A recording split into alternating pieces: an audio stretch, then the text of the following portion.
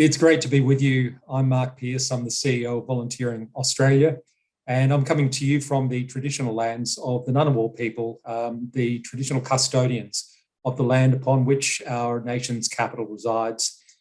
As I say, it's great to be with you. There's an opportunity, I suppose, over the next 10 to 15 minutes for me to give some thoughts, as I've been asked, to talk a little bit about volunteering, to talk about community participation, and as the nation's peak organisation for volunteering, to provide some thoughts around some of the opportunities and challenges that we're seeing and how that relates necessarily through to organisations such as Rotary and some of the challenges that you face.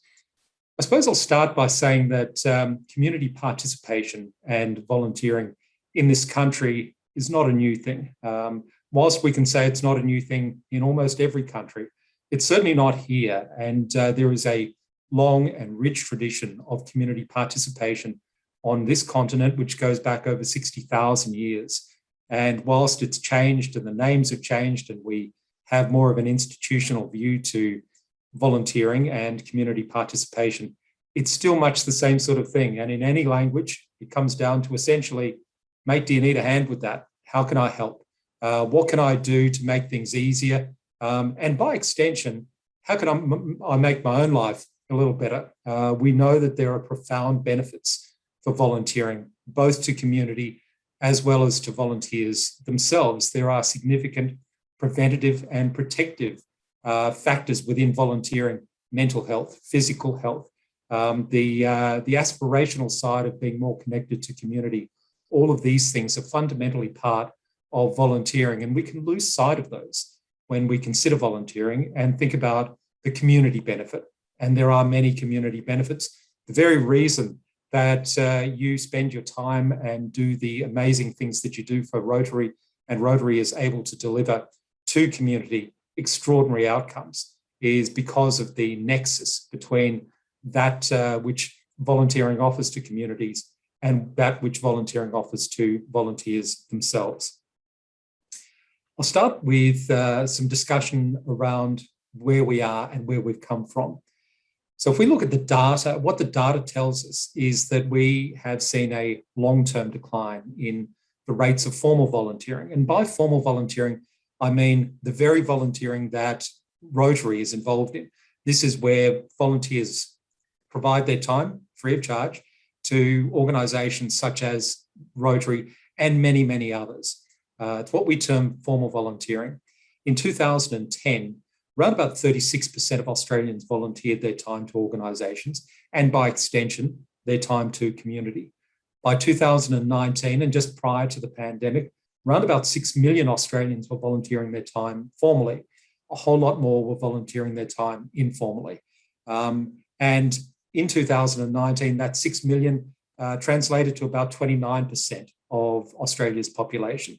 So 2010, 36%, 2019, that had dropped to 29%. Of course, we've seen COVID and all of the restrictions that have come with that. And whilst we've seen declines in participation rates, both for the paid workforce and the unpaid workforce, the volunteer workforce, we saw that by April of this year, that number or that percentage of participation had dropped to 24.3%. So we've seen a long-term decline in the rates of formal volunteering, and that's concerning. That said, there is an increase in the amount of informal volunteering. This is volunteering which takes place spontaneously, or what we might term micro-volunteering. It takes lots of different forms, and it looks different to each different person in every part of Australia.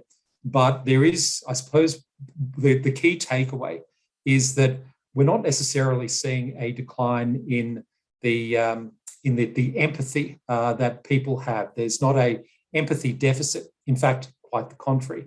We merely need to look at times of trouble, whether they be bushfires or floods, obviously during the pandemic, and people come out in droves to assist. There's not an empathy deficit. The problems that we face with respect to formal volunteering are more structural, and they have their roots in changes in demography. They have their roots in changes in the shape of the workforce, the paid workforce, for example. We've seen an increase in casualisation. We hear a lot about the gig economy. And whilst those things, everyone has a different view as to whether they're good, bad, or indifferent, inevitably they change the availability of people's time, and certainly the ability for people to be able to forecast. Will I have that Tuesday afternoon, the Thursday morning, and the Saturday afternoon available to provide time to an organisation? And that's not always the case. The capriciousness of the changes within the paid workforce have meant that it's less, people have less ability to look forward and say with any degree of certainty that they have that sort of time available to them. That said, we certainly see that people are still volunteering. They're putting up their hand and they're offering their time quite willingly. And we see that across all age groups.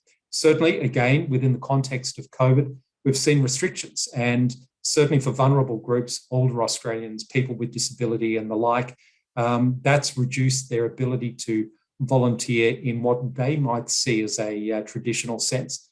Of course, when we think about volunteering, volunteering in a traditional sense occurred before there were organisations, occurred before we saw the institutionalisation of volunteering. And institutional volunteering has had a profound and positive impact on society. It's provided mechanisms to be able to bring people together and join them with community need. One of the real challenges that we face, I suppose, going forward as a function of changes to demographics, as a function of changes to the structural nature of the workforce, and of course the ongoing and some might say increasing need within community for the participation, the contribution of volunteers, is to find ways to bring together a changed expectation around what do I want from volunteering. We see it with younger people, but we see it throughout all age groups. There is more of a desire for people to have control over when they allocate time to volunteering. They want to have flexibility. And this poses a real challenge for organisations which have formalised structures. We need people to turn up at certain times and to do certain things. Where we've seen, I suppose, where we've seen great examples of organisations transforming their programs and their volunteer workforces is where they've created additional flexibility. They've understood that in order to be able to survive, to bring new volunteers into an organisation, and I suspect for Rotary, this is no different. It's a bit of a good news and bad news thing. The good news is that the challenges that Rotary faces are not unique. The bad news is that the challenges that Rotary faces are not unique. These are challenges that we're seeing broadly. All organisations, all institutionally formed organisations which benefit from the contribution of volunteers are seeing the same problem. And as I say, those organisations which have flourished, which have been able to capture the change in expectation and responsibility for the broader Australian cohort in terms of their volunteering contribution, have been the ones that have been able to amend and adjust programs, and they've looked through the eyes of volunteers rather than through the eyes of the organisation itself. This is about understanding motivations for volunteers, understanding why people put up their hand and why they do the things that they do. We only need to look on social media to see that people are passionate. They have causes. They want to contribute either verbally or physically.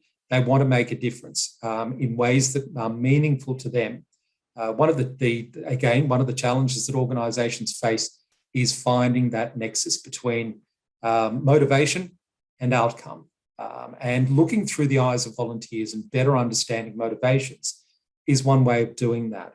As I said at the beginning of this discussion, we know that there are significant benefits for volunteers. People volunteer obviously to assist in causes, but the mere act of volunteering, and I say mere with real compassion for volunteers, provides extraordinary benefits to individuals themselves. Its connection to community, its pathways to employment, It's the ability to make a difference within a cause and within a community. I often say when I'm giving speeches of this nature that for me, volunteering is a profound aspiration about the communities in which we live and how we want them to look. And volunteering is also a profound aspirational and definitional contribution to democracy. We change the way our societies are, we change the way our communities operate, and we can make the world what we want it to be by allocating our time in ways that make sense to us, by connecting cause, motivation, and outcome. And again, that most effectively comes through changing programs to consider volunteer motivation rather than organisational motivation and organisational need. It's not an easy thing to do, and far be it from me to lecture any organisation on how they operate. The insights, I suppose, I provide are insights into how organisations can change and how they can harness what is an excess, oftentimes, of empathy, of real connection into community. And this is about, for many organisations, this is about saying, really going back to basics and saying, what do we exist for? What's our raison d'etre, for example? How do we market ourselves as providing solutions to needs within community rather than attaching ads for people to organisational names? And whilst we've traditionally or historically done that, that's not always been the case. Go back to traditional volunteering, it's really about identifying a need within community and offering a solution.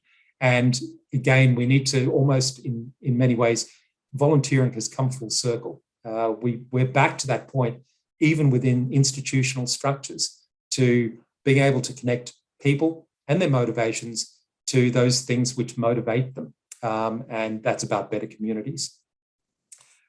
In terms of moving forward and thinking about some of the profound benefits of volunteering, there are some numbers which are meaningful. And some of the discussions that I have at Parliament House, I spend a lot of time up at Parliament House during times that aren't COVID restricted, talking to politicians, the government, the opposition, and the crossbench about volunteering and its importance. It's fair to say that volunteering isn't particularly well understood, and in many ways, it's been a victim of its own success. Governments haven't necessarily needed to allocate a lot of money or thought or strategic consideration to volunteering because whether it's been funded or not, volunteering has taken place. And the attention of government has been elsewhere. In order for us to be able to move society forward, in order for us to be able to make the changes and affect community in a positive way, that needs to alter. We need a more strategic consideration from government, from federal parliament. We need a whole of government strategy to volunteering, one that is consistent, because when I look across federal portfolios, I see that volunteering is a contributor, oftentimes a significant contributor to achieving portfolio goals in every federal portfolio except for defence. Every other one relies upon volunteers in varying degrees to be able to achieve the portfolio goals that they have. So even if you look at it through the paid workforce and the unpaid workforce lens, and consider charities, for example, charities employ around about 1.3 million Australians, but they can only do so because they're supported by 3.7 million volunteers. I was chatting with the CEO of a volunteer involving organisation in Victoria recently, and he was telling me that he employs 400 people. And that's not an insignificant number. It's a relatively large workforce, but he can only do so because he benefits from the contribution, the willing contribution of 1,700 volunteers. And he said to me, without the contribution of volunteers, those 400 jobs wouldn't exist. I wouldn't be able to deliver on mission. The funding wouldn't come, those jobs would go. It's important for us all as volunteers, as supporters of volunteers, to be advocates of volunteering as well, to understand the fact that Australia relies upon volunteering contribution, and As we change, as society changes, as volunteering changes, it's important that we highlight to all the need to fully support volunteering, to think strategically about it, to change the way our programs operate, and to engage with community and thereby engage with volunteers in ways that make sense for volunteers, to look through and into the future, to look through the eyes of volunteers, through their motivations, understand what makes sense for volunteers, and in so doing, will strengthen our organisations and make volunteering and, by extension, communities stronger into the future. It's been a great pleasure to spend a little bit of time with you and talk about that which I'm passionate about, volunteering. I know it's something you're passionate about as well. I hope you enjoy the conference, and I look forward to, if possible, having the chance to chat again. Thanks again.